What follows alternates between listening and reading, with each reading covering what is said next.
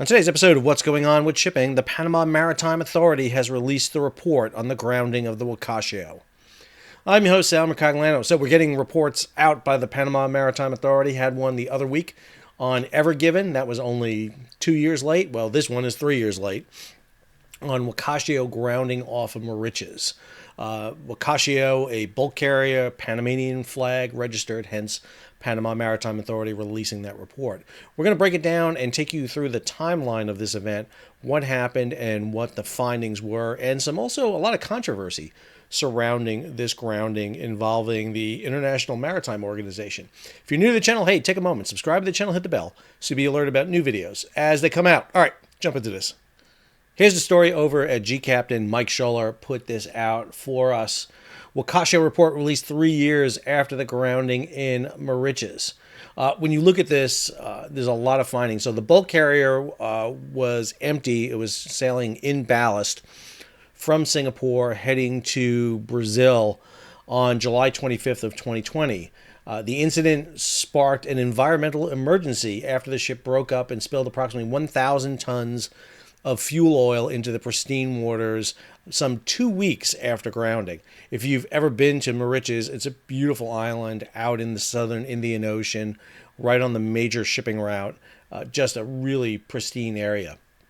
According to the report, the captain ordered the chief officer, who was then the watchstander, the officer of the watch, to pass 5 miles south of Mauritius before attending a birthday party for one of the ship's crew members. Now, this is during the height of COVID. And understand that crews were stuck on board vessels. So in lots of ways, ships were doing a lot to improve morale. However, a misunderstanding over the correct course resulted in the ship sailing closer to shore than intended. The chief officer then failed to realize that the ship was heading toward shallow water, likely because he was distracted by his cell phone. They were sailing close to Mauritius to get within cell phone range. Although the captain had returned to the bridge before the grounding, he also failed to realize the vessel was off course. Investigation found the probable cause to be the captain's failure to recognize the risk of passing close to the island, as well as the distraction of the chief officer caused by his search for a cell signal and communication with family members. Both also failed to notice the danger when monitoring electric charts, which were displayed in large scale that prevented them noticing the grounding was imminent. I think this is ridiculous, by the way, because you'll see in the images where it grounded and how it grounded. The report cited the lack of vigilance by the captain and chief officer, the overconfidence of the captain, and inadequate ISM procedures, basically bridge management procedures, as factors that contributed to the incident. It should be noted that both the captain and the chief officer were sentenced to prison for their roles in the accidents and served 16-month sentences. It also goes on here to note that just prior to this, a bosun had jumped overboard a month earlier, leaving the AP position unfilled due to COVID-19 restrictions after the previous AB was promoted to bosun. So obviously they were having issues on board. I'm going to come back to the report. I have the whole report here, and I'll have it in the show notes for you to kind of go through, but I want to give you the background, then we'll break down this report a little bit. That was kind of a good overview summary of it. So this is the bulker ashore in Mauritius. This is the story that Mike Scholler had posted. You can see it went right up on the reef. I mean, there was no question here of where the vessel went ashore. And there was a lot of issues about it. She's 203,000 deadweight tons, 300 meters, a big, huge, massive bulker. Fortunately, she's empty. You can see how light she is from the red boot topping right there, the bottom of the vessel. She's riding very light, heading to Brazil to load. This is a picture not too long after, and you can see that the vessel is no longer on the reef. You can actually see on here where it mashed into the reef, but more importantly, the vessel is spilling fuel oil, diesel fuel, at this time. And you're seeing the environmental damage. That diesel fuel is not staying outside the reef. It's actually going into the reef and streaming toward shore. And this is a huge environmental disaster for Mauritius. This Bloomberg story talks about why Mauritius is so important. This track shows you the density of vessels. Red is the highest density, and you can see Mauritius is basically sandwiched between these two lanes. Vessels pass to the north and south of Mauritius, heading to the southern tip of Madagascar, and then around the southern coast of Africa, heading usually toward South America or up the African coast. Vessels do this because some of them are too big to go through the Suez Canal. They're over Suez max size, or they're trying to save money not going through the Suez Canal because of the large tolls involved in the Suez Canal. And in the case of Wakashio, that ship is heading to Brazil to load up with grain. So one of the controversies that happened with this event is the International Maritime Organization, the IMO, which is the UN's arm, sent an expert to Mauritius to assist the citizens of Mauritius in dealing with this disaster. This is Matthew Somerville. And this is a story by John Conrad over at G Captain, where they talk about this. And I got to say, there's a video attached with this, which you can watch and see. I don't want to do it because it's a long video. But he gives some very questioning statements. Matter of fact, the advice one maritime expert said was utterly ridiculous. He goes into a lot of detail. So Matt Somerville is the chairman of the Institute of Marine Engineering Society and Technology, Marine Pollution Specials Interest Group, and secretary of the International Spill Control Organization, an industry nonprofit based in London. According to their website, the organization has consultative status at IMO, though involvement in IMO, ISCO alerts the spill response community on new developments, some of which are present opportunities for ISCO members. But what we do know is he gives a very just strange talk to the people of Mauritius about oil and that it's not a dangerous thing. And it's crazy. I mean, it's just absolutely crazy, the video he gives. So these are some of the comments he has in here. So, quote, our meetings are long and complicated. In a country that hasn't had many oil spills, it's going to get complicated. We have French law, British law mixed together. There's always a good combination. Then you have international law and international conventions. Well, this is all shipping is like this. Goes on here, if a ship spills bunker oil, they have to pay. You don't have to go to court to find out what happened. It's nice and clear the owner pays. Total compensation for this comes out to around $17 million. So it's not a huge pot. If this had been a tanker, there'd be more money, but it's not. It's a bulk carrier. All right, he was kind of diminishing the fact of how much oil was being carried on this vessel, fuel oil, and basically saying that's the limit of liability, which is completely false. Goes on, compensation is based on pure economic loss. There is no price for a mangrove. For 100 mangroves lost a day, there is no value to that. What there is a money value is the restoration of that. If someone needs to plant mangroves, yes. If someone needs to monitor mangroves, yes. But the model is pure economic loss. I mean, the amount of information he was giving here and just confusion. If you're confused by my statements, watch the video. It is a confusing statement. And again, he is representing himself as a representative of the International Maritime Organization. Then he gives, probably the most troubling, is wrong advice about cancer. A lot of people are worried about inhaling, but they still go to their petrol station and fill up. In this incident, the volatile organic compounds went very quickly. In the first 2-3 days, they are gone. We're getting reports from people who go to a mangrove area and smell something. Well, you go to a mangrove area and it's an anaerobic soil. You touch and disturb the soil, you will smell something. Sulfur and rotting vegetation, that's part of the mangroves. No, it was oil. It was diesel fuel. It's what they smelled. There's no question about this. Yet this statement absolutely clouded what was going on here. More importantly, that the salvage effort was not taking place on the Wakashio. Then you have this. Forbes did an in-depth expose into Wakashio on 2 different aspects about this. And their investigation really delved deep into the salvage efforts that were being done. And what they found was that basically it wasn't being done, that there really was not a lot of salvage efforts being focused on this. The Forbes contributor, Nishan Degnarian, is the one who did 2 articles on this. And in the first one, he talks about this IMO expert who talked about the fact that bunker fuel is not a serious cancer concern, telling Mauritius that oil is just like skin cream. Again, he says that.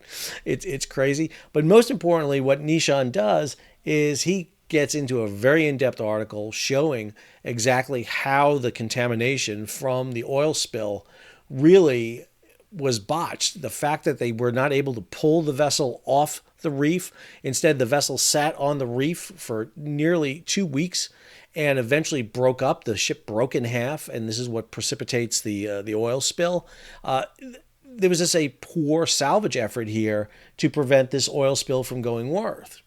And then you get this article here, a statement from the IMO about the oil spill. This is a John Conrad article. This is back also in 2020.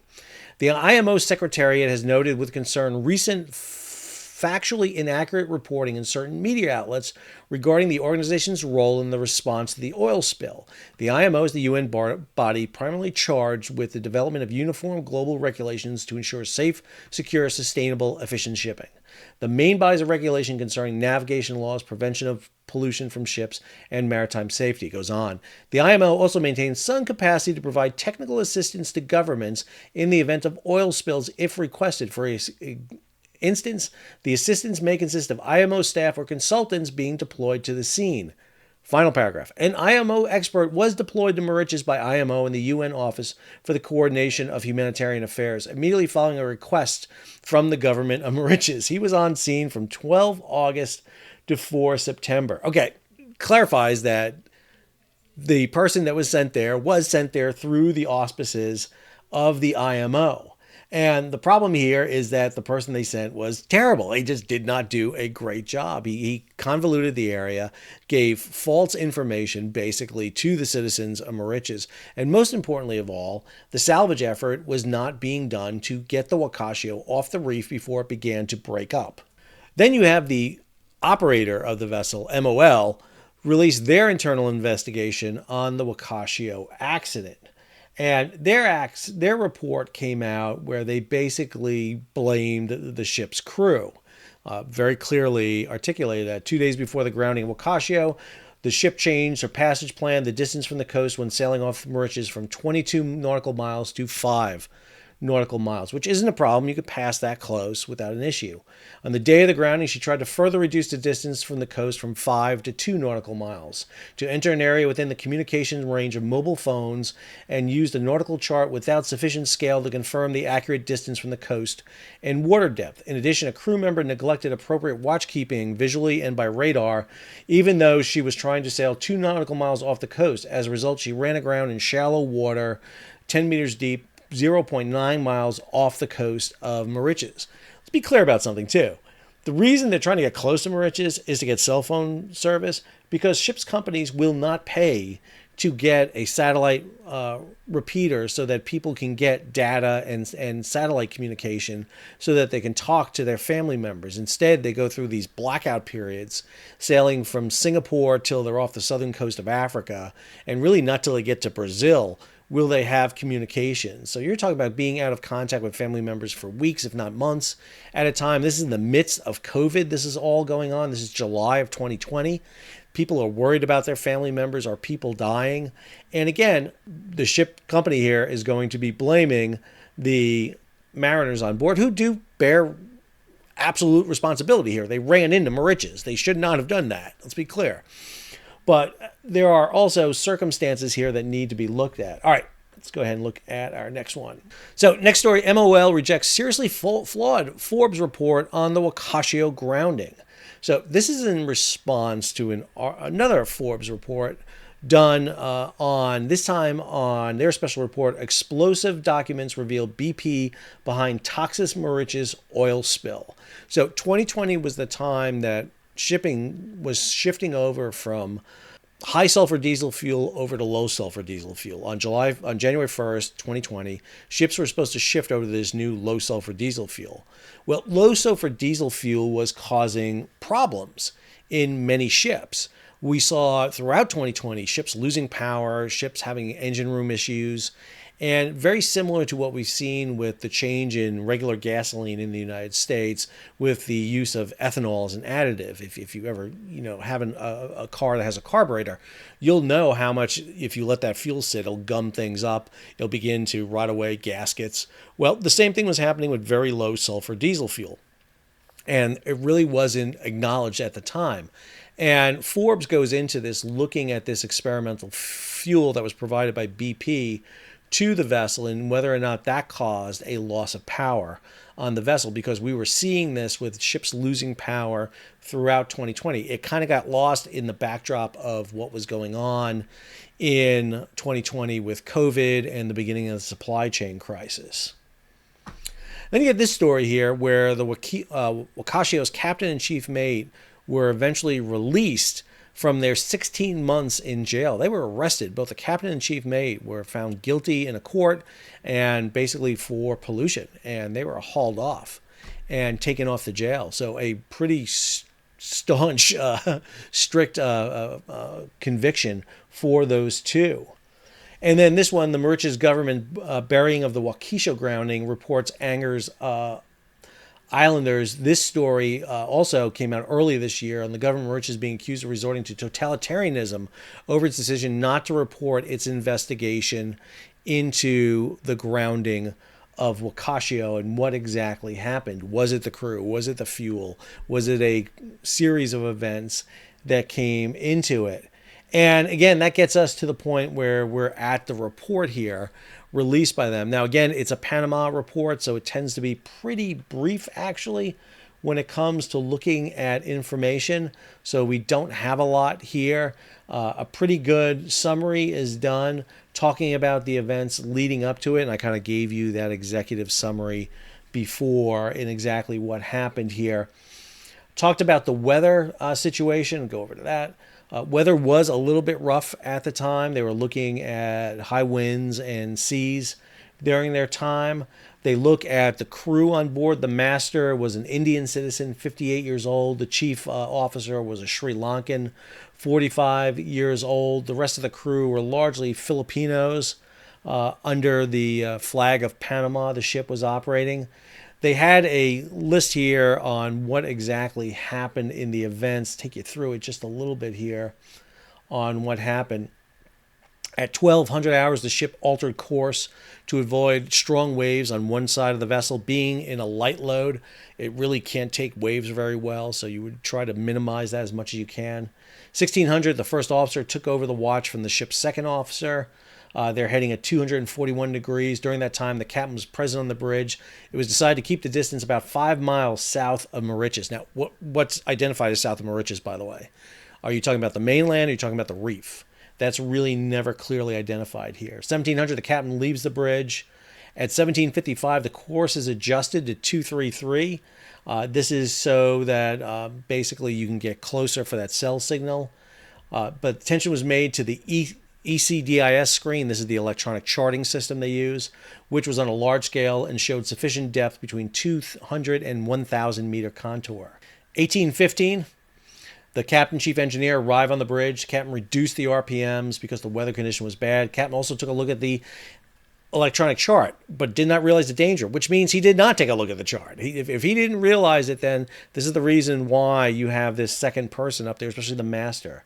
1925, the ship had few vibrations, stopped moving when they realized the ship had run aground.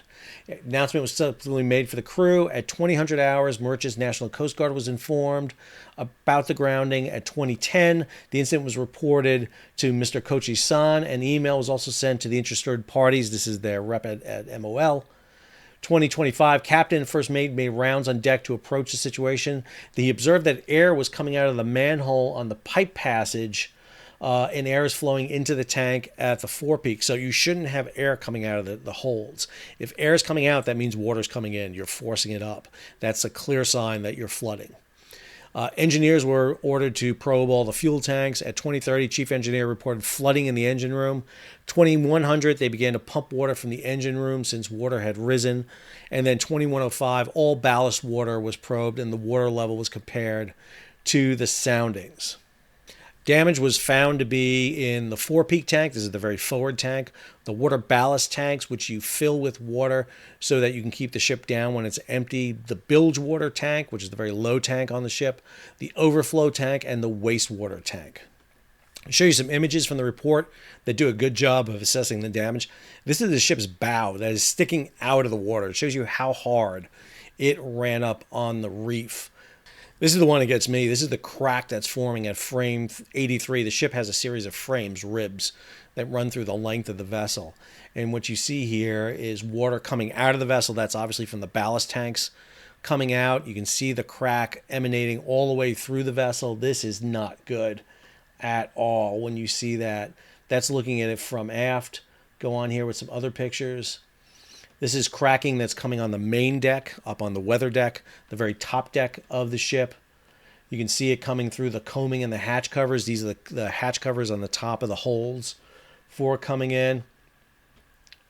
Here you see a port side crack at frame 91. So she's cracked on the starboard side. She's cracked on the port side. This tells me this ship is going to break in half in just a matter of time. There's really nothing you can do. You see these cracks being formed. You can notice how much the vessel has buckled here. Looking forward, you can see how high the bow is coming up. So the bottom of the vessel is broke. And really the only thing that's holding the vessel together at this top point is the top main deck. Here it is at frame 42. On the vessel, you'll see that the crack is right here. It's running through the entire vessel. And again, up on the main deck, you see the cracking ripping through the covers here that are up on deck. This is a really bad situation the ship is in. It's very clear the ship is lost at this point, and the vessel is going to be coming apart. And this is the crack forming on the main deck. There's really not a lot you can do to stop this vessel breaking apart. What you would want to do is get the vessel off the reef if you can and sink it out in deep ocean if it's going to go. And then the engine room beginning to flood here. Also a sign that you can't use it anymore with water coming into it. It's the steering gear room. Remember, the steering gear room is the very aft part of the ship. And this ship's bow is out of the water. So the entire bottom of the vessel grounded coming across. It is a terrible grounding to come across. That's the view of Wakashio ashore. She literally ran headfirst into the reef. You can see where land is on the other side of the reef, and the water smashing here up against the stern. It's breaking. You can see how shoal the water is right there. It is a terrible position for her to be in. Here you can see an effort to put containment booms in place. These are floating booms that are meant to contain oil. That's one of the things you'd want to do almost immediately after a vessel grounds, is get a containment boom around it to try to prevent that spread of oil. But those booms have to be close by. They're big, they're heavy, not easy to move around. And here you can see the Wakashio Aground on the area. Its stern is off. The bow has actually come off the reef. This is where it actually did. It's spun around, and now the stern is sinking onto the reef, and you can see the oil coming inside the reef. So much like they did in Ever Given, they did what's called a root cause analysis, and this is what Panama came up with. Number one, lack of safety awareness. The lack of a safe, clear distance off the coast. Second, lack of recognition and implementation of voyage rules. They basically deviated from their voyage and failed to account for this. And in their conclusion, they put this forward. So this incident caused no injuries, however, caused a great deal of damage to the vessel and environmental impact. Leads to classifying as a very serious marine casualty. Talks about it being aground. All navigation equipment was working properly. The vessel was manned with sufficient personnel. It was not found that a casual factor was fatigue. The crew celebrated the birthday of a crew member and relaxed on July 25th, and this caused the helmsman not to attend the watch from 1600 to 2000 hours. The crew wanted to know about his family, and the master decided to pass 5 miles south of the island Mauritius. The master's decision to pass near the island was able to obtain a Wi-Fi signal during navigation. The officer of the watch during the navigation, which was sailing south of Mauritius, was not aware of the navigational watch. The officer of the watch kept his cell phone on the bridge while doing his navigation watch. The distraction of the cell phone most likely caused a lack of supervision or lookout in navigation. We saw a very similar thing happen on Ever Forward coming out of Baltimore, where the ship's pilot was distracted by his laptop computer. The master never doubted of the chief officer of the bridge watchkeeping, as the chief officer had many years of experience. Despite the captain's decision to pass 5 miles from the Isle of Mauritius, the officer of the watch did not maintain the correct course. If the ship had passed within 5 miles of the Isle of Mauritius, the vessel probably would not have run aground. Duh. The vessel reported to the Mauritius Coast Guard 30 minutes after they ran aground. That's a problem. According to the statements, the master and chief engineer, no calls were reported by the Mauritius Coast Guard to the Wakashio reporting the danger or risk to navigation of a vessel that was extremely close to the close to the coast. Excuse me. Talked about lack of vigilance and failure to support the bridge, overconfidence and lack of personnel capability, and inadequate, basically, bridge management operations. And the fact that the master was on the bridge, responsibility of the duty officer is not removed without clear confirmation that the master has taken over. I think what strikes me the most about this incident is how avoidable it was. This is something that did not need to happen. But we also need to understand what was going on with crews in 2020 during the midst of COVID. You had a lot of people worried about family members at home, not knowing, while many of us were locked up at home doing our lockdown, there were people who were doing, and mariners were one of them, were doing their job every day. And the fact that they couldn't get home, even if they could get relief. Remember, some of that crew was probably due for relief. They were probably, if not waiting to get off, were past their time to get off, but they couldn't because of the grounding of aircraft. And there was no way for them to get home. Matter of fact, we had an incident not too long after this where an Indian tanker, an Indian crude tanker sailed to India to do a crew replacement, basically violated the orders of the ship's company to do their crew replacement. This is a serious incident. Unfortunately, what happened with Wakashio after it grounded was a failure of multiple levels. The ship failed to report the grounding fast enough. There was a lack of resources to contain the grounding. There was a failure to get the vessel off the reef quickly enough to prevent the contamination across the reef. There was faulty expertise sent in by the IMO. There were issues over what causes. Was there a fuel issue on board? Was this a crew distraction issue? So you got multiple different stories floating around. And then Mauritius basically trying to bury this story too and point fingers at other people. This is a very complicated story. This happens in ocean shipping. We don't ever quite get the true story coming out. We have to piece it together. And unfortunately, this report, while it goes into some detail, doesn't cover a lot of the other issues that were out there, particularly from the Forbes stories. I hope you enjoyed today's video. If you did, hey, take a moment, subscribe to the channel, hit the bell so you'll be alerted about new videos as they come out. Leave a comment, share it across social media, and if you can, support the page. How do you do that? Well, you can give it a big thumbs up, or you can hit that super thanks button down below where you can contribute directly to the page, or head on over to Patreon and become a monthly or yearly subscriber. That will help me become an IMO expert so I can go out and tell people about how oil is not bad for you. It's just like just like cream. You can put it on your face, whatever you want. Till our next episode, this is Sal, signing off.